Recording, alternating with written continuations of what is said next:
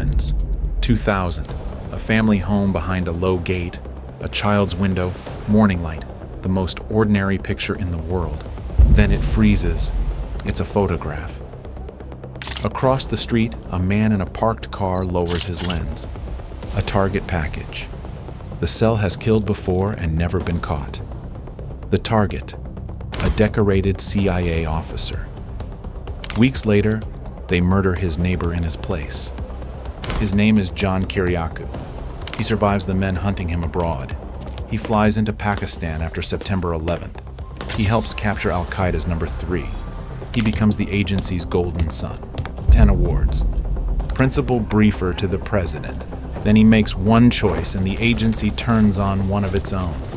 He refuses to be trained to torture. He goes on national television and says the word, "No one will say torture." He becomes the only officer ever caged over the program. The torturers walk free. The architect runs the agency. Today, he's everywhere. How does one man declare war on the CIA? And who actually wins when it is over? To understand why one man is willing to declare war on the CIA, you must understand how completely the CIA was, for a long time, his entire world. It begins in a college classroom. A bright graduate student at George Washington University is asked by a friendly professor to write about the psychological profile of his own boss. Just an academic exercise, the professor says, a way to practice the skill of reading people on paper. The student writes it. The professor reads it, nods once, and reveals what he really is. He is not just a professor. He is a CIA psychiatrist. The agency has been watching this student for months. The exercise was a test. The offer is already on the table. He says yes. He believes in it. By the late 1990s, he is in Athens, working under official cover at the United States Embassy, deep inside one of the most dangerous postings in Europe. Greece, in those years, is a hunting ground. A homegrown Marxist group calling itself 17 November has been murdering Western officials for 2 decades. They have killed CIA officers before. They have killed American military attachés. They are very good at it. And they have never been caught. You can see why the agency keeps 3 weapons in his house. Why does the car he drives is armored? Why do the children's school routes change every week? The threat is not abstract. It is a cell parked across the street with a camera and a list of names. In June of 2000, 17 November murders a senior British defense official on his commute. Same cell, same fingerprints. The officer who was supposed to be next on that list, the one the cell had built a target package for, was not the Briton. It was the American operating out of the embassy. Kiriakou survives by being slightly out of pattern that morning, by the work of an agency that knows exactly how exposed he is, and by an amount of luck nobody talks about out loud. The cost arrives quietly after the fear. Marriage does not survive the assignment. The man who was supposed to die in Athens carries that home with him and keeps working. Then comes the morning the entire world turns. The 11th of September 2001. Kiriakou walks into the agency the next day and asks for the most dangerous job they have. They give it to him. He flies into Pakistan.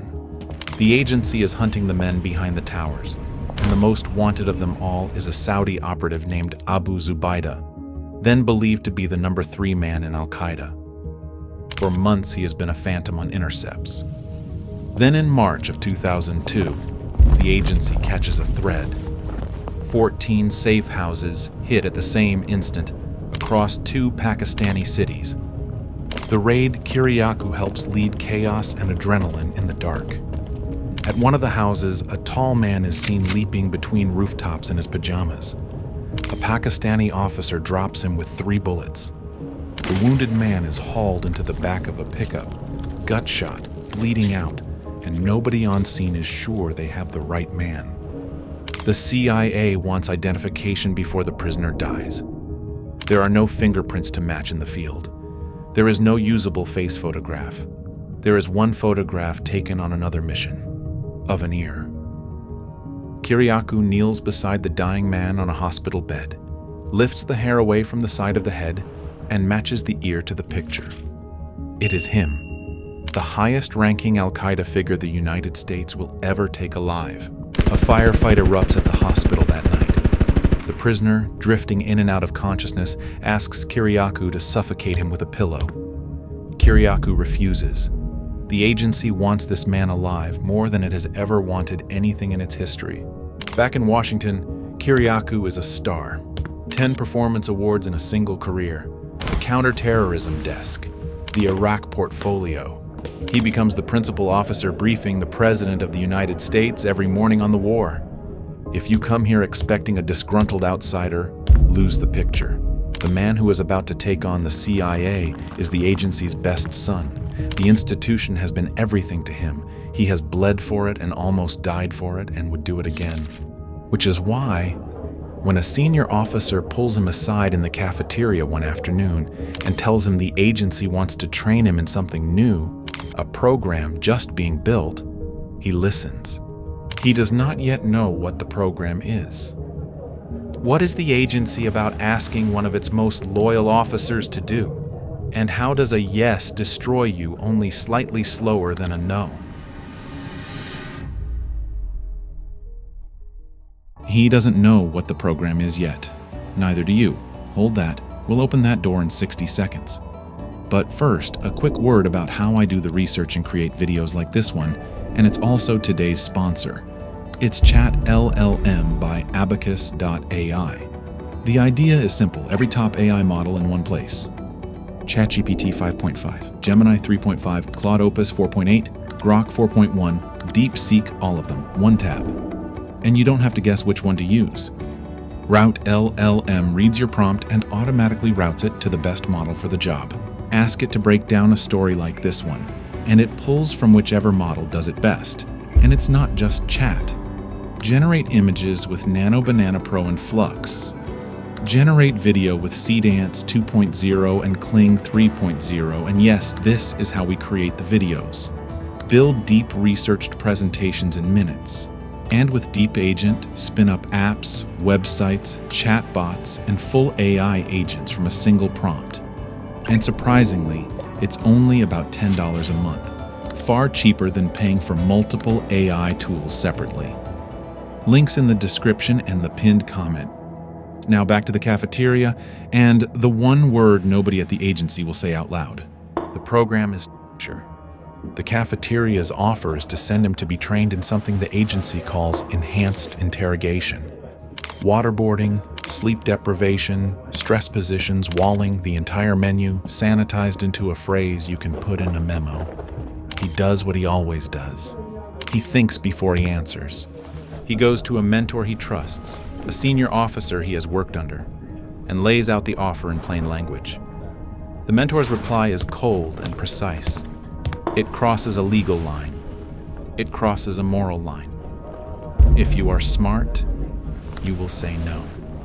If you say yes, every man who walks past you in this building for the rest of your career will be quietly waiting for you to take the fall on their behalf.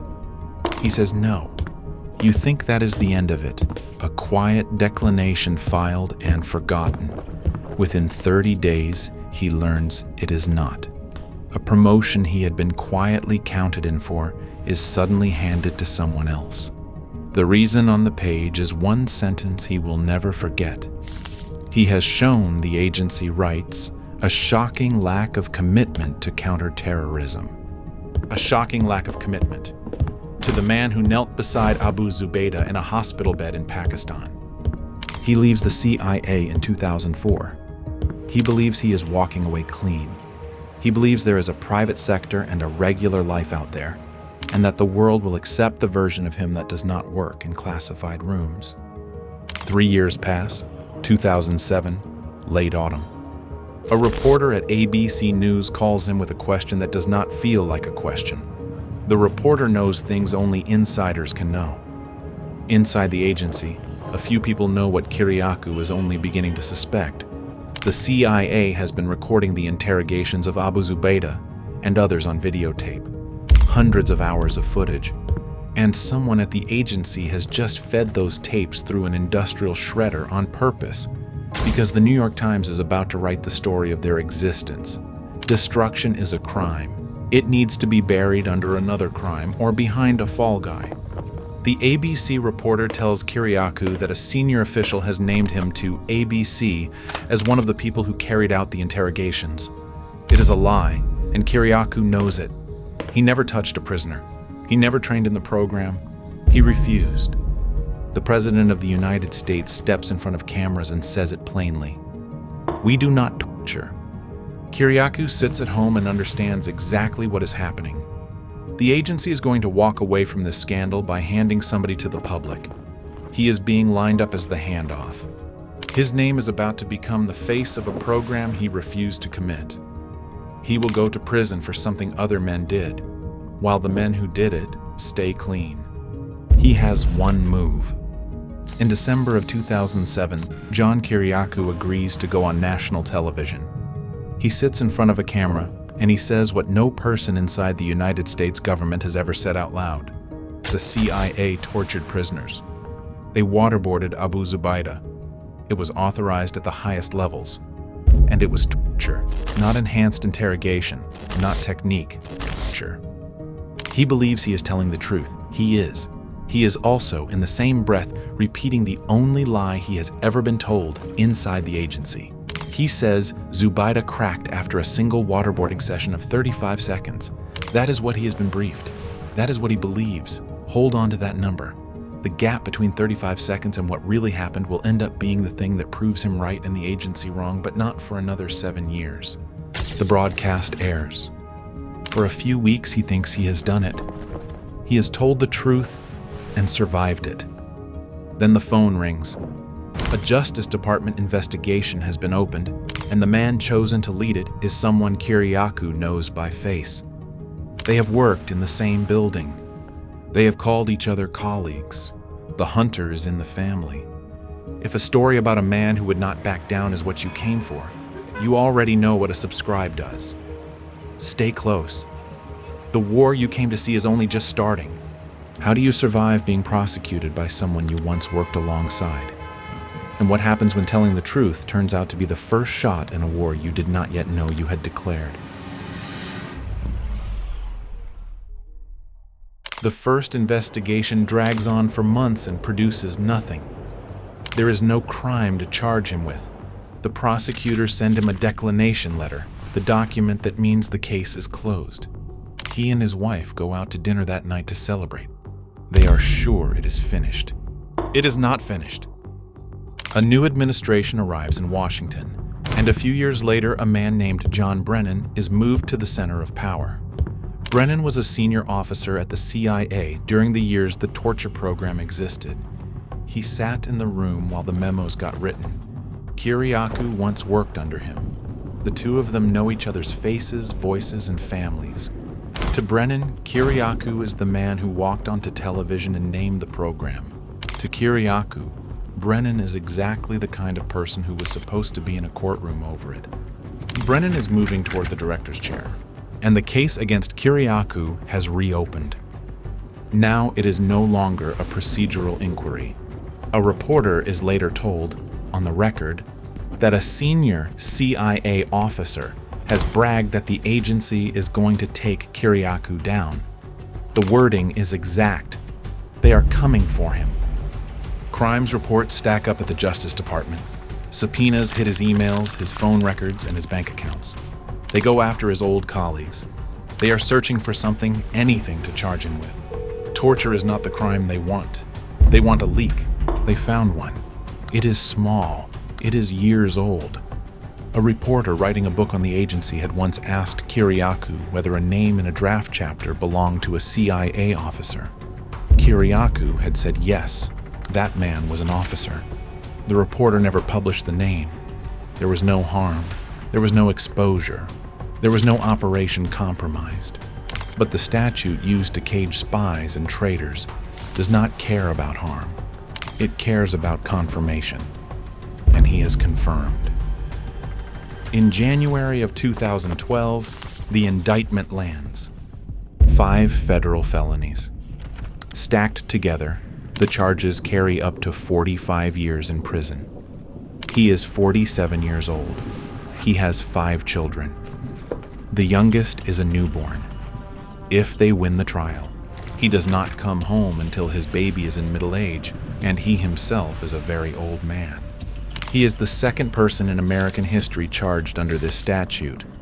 The first was a Cold War spy who sold names to the Soviets and got people killed. Kiriakou is being charged with the same weight for a confirmation about a man who was never harmed. You should hold those 2 pictures side by side, because this is the trick the entire prosecution is built on. The agency cannot get him for what he actually said on television. The First Amendment is still there. So, they pull a technical chain out of his old conversations, call that the crime, and hand him a sentence designed to break a father before the father can fight. The trap is no win. Go to trial and risk 45 years and the orphaning of a baby in a marriage already strained to its limit. Or take a plea, accept 30 months in prison, protect the children from a longer absence, and pay for it with a permanent felony record, the loss of his career, and the loss of his pension. There is no good door. There's a bad one and a worse one. At 6 in the morning, the plea deadline closes. He signs. He cries. He calls his wife.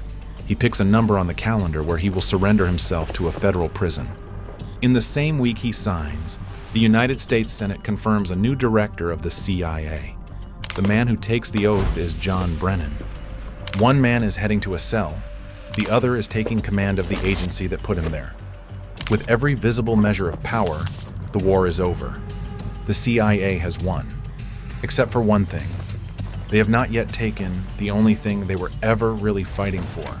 So, what is left to fight for when you are already on your way to prison? And how do you win a war you have already, on paper, lost? His lawyer has been told it will be a minimum security camp. A converted college campus, basically. Open dorms, a library, no walls. They are telling him this so he can tell his children. Daddy is going to a place that is not too scary. When the assignment paper finally arrives, it is not the camp. It is a federal prison at Loretto in the hills of Pennsylvania, a level higher than promised. And his file has been flagged so that the warden must approve any contact with the press. The placement is a message. It is a quiet, bureaucratic shove into a corner of the system where the country cannot easily hear from him. The placement does the opposite of what it was meant to do. From inside Loretto, Kiriakou begins writing letters. Long, careful, furious letters, addressed to the world, smuggled out, posted, shared. They become a series. He calls them Letters from Loretto. They describe the prison, the agency that put him there, the men he is living among, and the strange dignity of a place where the country sends the people it would rather forget. The men he is living among are not what the country thinks they are. Italian-American convicts doing serious time for serious crimes take one look at the bookish ex-CIA officer with a soft voice and a federal target on his back and quietly fold him into their world. They eat together. They keep watching over him. They cook elaborate meals out of contraband and prison commissary in a communal bucket and laugh about the absurdity of it. You should sit with this for a second. The agency he gave his life to has put him in a cage. The men the agency would call criminals have just made him family. Outside the walls, the world refuses to forget him.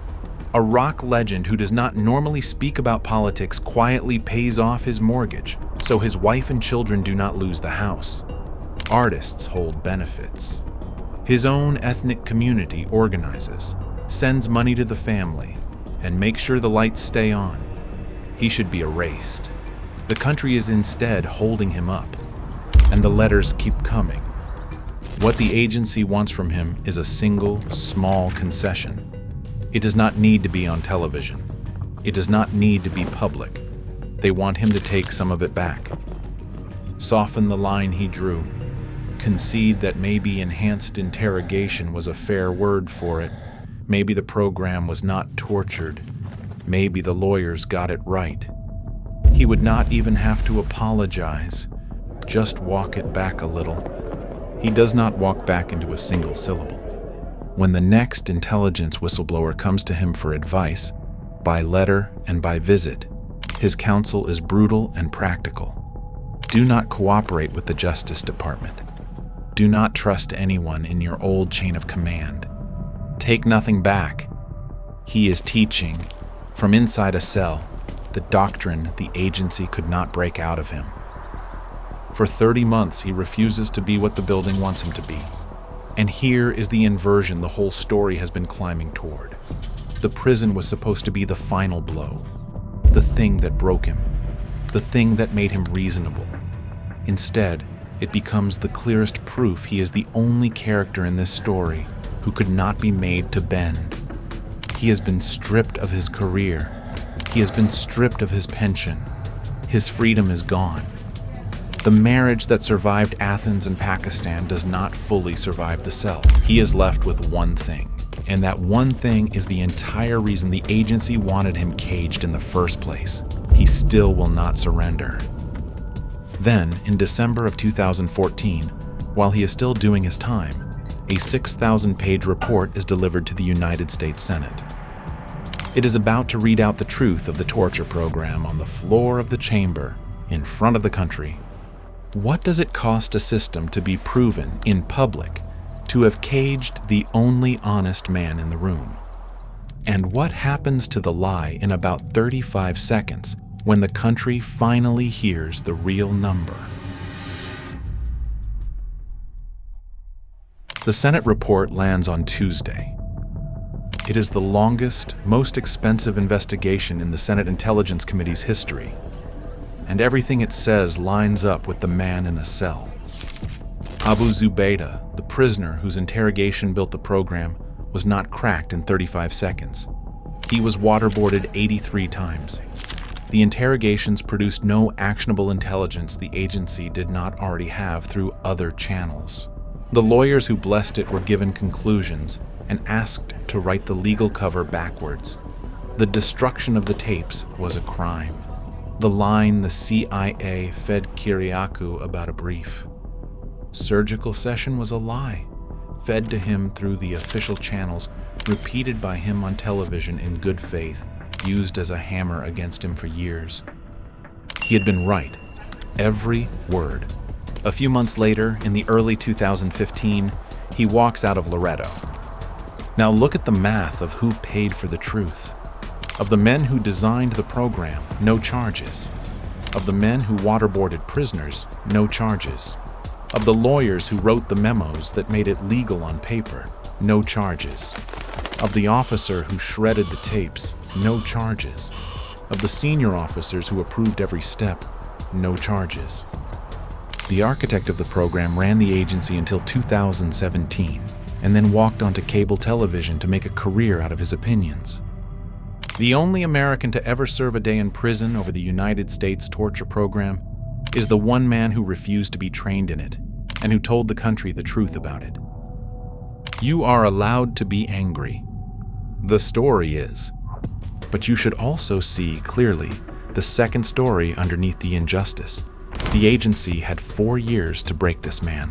It had the Justice Department. It had a friendly press. It had a stack of statutes. It had a prison. It had everything. And it could not get him to take it back.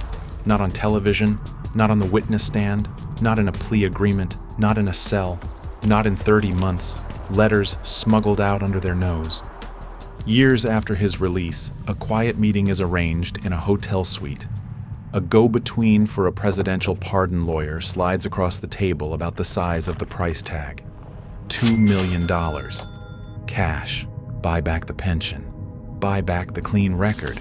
Buy back his name in the system that took it. He laughs at their faces. He walks out. He goes home and tells the story publicly on his podcast with names.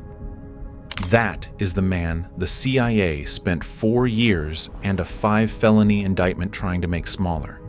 He is now on every major podcast in this country. Tens of millions of views, louder than he has ever been. The architect of the program is a disgraced talking head with a worse public reputation than the agency he ran.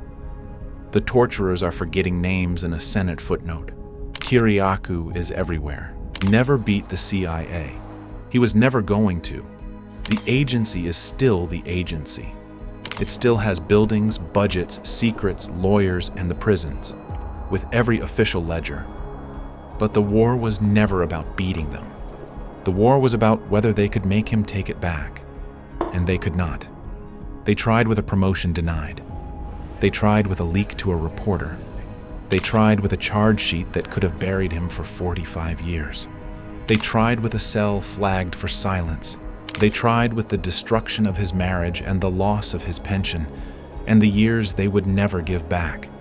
And on the only ground that ever actually mattered, on the question of his own surrender, he is still standing, and they are not. The lamb refused to be a lamb. The pardon never came. The men who ran the program were never punished. The war is not over, and he is still fighting it on every screen in this country. There is another man who took on the United States government with nothing but a yacht, a Twitter account, and absolutely no morals, and made 3 governments look like amateurs. He is one click away. If this story keeps you watching, there's another one that will do the same. A man wrote North Korea's operating system, invented the ideology that built the cult, tutored the future Kim Jong-il, then decided none of it was reason enough to stay, and defected, becoming the highest-ranking person ever to escape and detonate the regime from the outside. That video is on screen now.